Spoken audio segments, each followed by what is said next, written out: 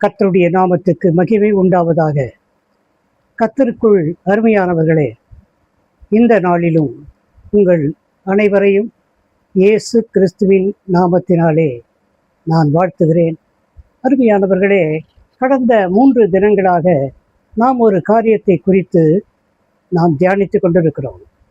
அதாவதுப்பட்டது என்னவென்று சொன்னால், மனிதர்களிலே 2 வகையாக நான் பிரித்திருக்கிறேன். ஒரு வகை மனிதன் தேவனை அறியாதவன், தேவனை அறிந்தும் தேவனிடத்திலிருந்து விலகி போனவன். 2வது மனிதன் பரிசுத்தவான், தேவனை அறிந்தவன், ரட்சிக்கப்பட்டவன், பரிசுத்தத்திலே நிலை கொண்டிருப்பவன். இவர்கள் இருவருடைய அவயங்கள் எப்படி செயல்படும், எப்படி அவருடைய கிரியை இருக்கும் என்பதை குறித்து நாம் தியானித்து வருகிறோம். முதலாவதாக பார்த்தோம், முதல் நாளிலே இந்த மாம்சத்துக்குரியவனுடைய தலையும் இருதையும் எப்படி இருக்கும் என்பதை குறித்து, அவருடைய சிந்தனைகள் எல்லாம் எப்படி இருக்கும் என்பதை குறித்தும் நாம் தியானித்தோம். அடுத்த நாள் பார்த்தீர்கள் என்றால் 2வது நாளாக கண்களை குறித்து நாம் பார்த்தோம். இந்த கண்கள், மனிதன், சாதாரண மனிதன் எப்படி அவனுடைய கண்கள் எப்படியெல்லாம் கிரியை செய்யும் என்பதை குறித்து பார்த்தோம். அதே நேரத்தில் ஒரு ஆவிக்குரிய மனிதனுடைய கண்கள் எதையெல்லாம் பார்க்கும், எதை செய்யும், எதை செய்யாது என்பதையெல்லாம் பார்த்தோம். அதற்கு அடுத்தது பார்த்தீர்கள் என்று சொன்னால், நேற்றைய தினம் பார்க்கின்ற பொழுது துன்மார்க்கனின் வாய், தேவனை அறியாதன் வாய், தேவனை அறிந்தும் விலகி போனவனுடைய வாய் எப்படி இருக்கும் என்பதை குறித்து, அதில் அந்த வாயிலிருந்து எப்படிப்பட்டதான வார்த்தைகள் வரும் என்பதை குறித்து தியானித்தோம். அதே நேரத்திலே ஒரு ஆவிக்குரிய மனிதன் பரிசுத்தவான், அவனுடைய வாயிலிருந்து வரக்கூடிய வார்த்தைகள் எப்படி இருக்கும் என்பதை குறித்து நாம் தியானித்தோம்.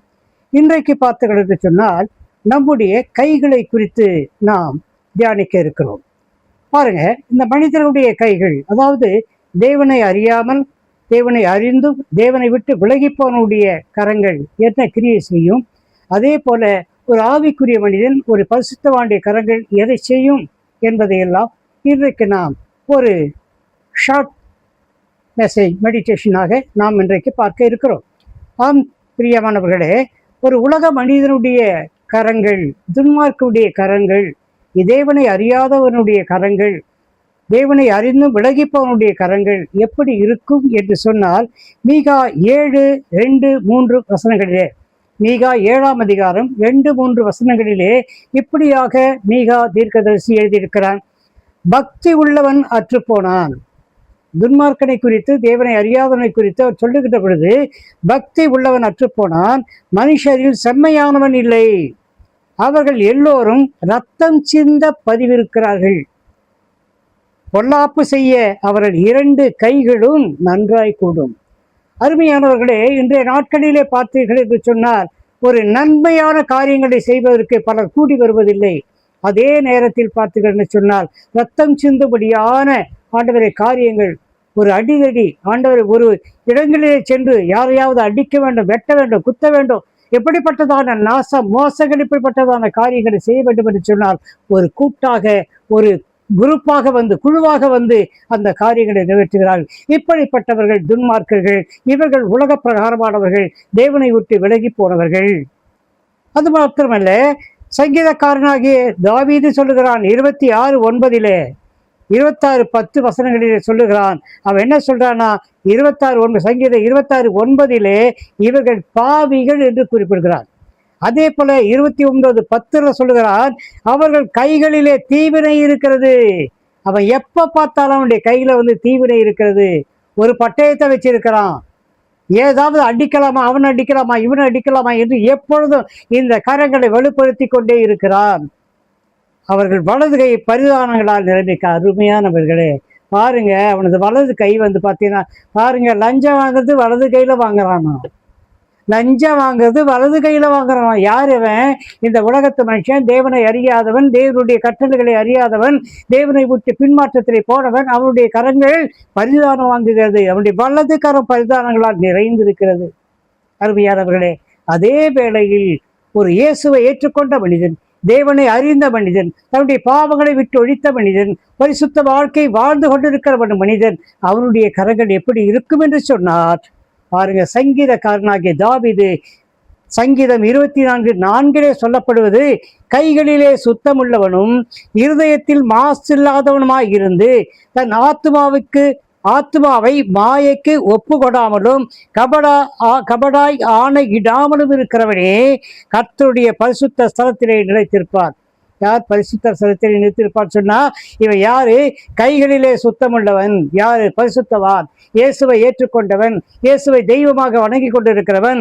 அவன் கைகளிலே சுத்தமுள்ளவனாக இருக்கிறான், இருதயத்திலே மாசில்லாதவனாக இருக்கிறான், தன் ஆத்மாவை மாயைக்கு ஒப்பு கொடாதவனாக இருக்கிறான், கபடாய் ஆணையிடாதவனுமாய் இருக்கிறான். அருமையானவர்களே, இப்படிப்பட்டவன் கர்த்தருடைய பரிசுத்த ஆலயத்திலே ஸ்தலத்திலே திளைத்திருப்பான்.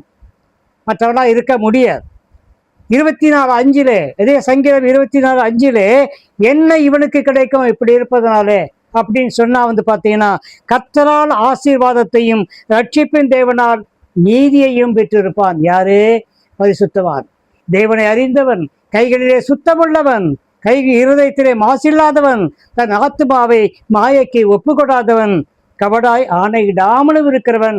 அவன் பார்த்தீங்கன்னா அவனுக்கு கிடைக்கக்கூடியது ஆசீர்வாதம், கர்த்தருடைய ஆசீர்வாதம். இந்த உலக மனுஷன் கொடுக்கறது பெரிய ஆசீர்வாதம் கிடையாது. அவன் கொடுத்தான்னா உடனே திரும்ப கேட்பான், திரும்ப எதிர்பார்ப்பான், ஏதாவது பிரதிபலனை எதிர்பார்ப்பான். ஆனால் தேவன் பிரதிபலன் இல்லாமல் கொடுக்கக்கூடிய ஆசீர்வாதம் என்றென்றைக்கும் நமக்கு வாழ்நாள் முழுவதும் நிலைக்கும்.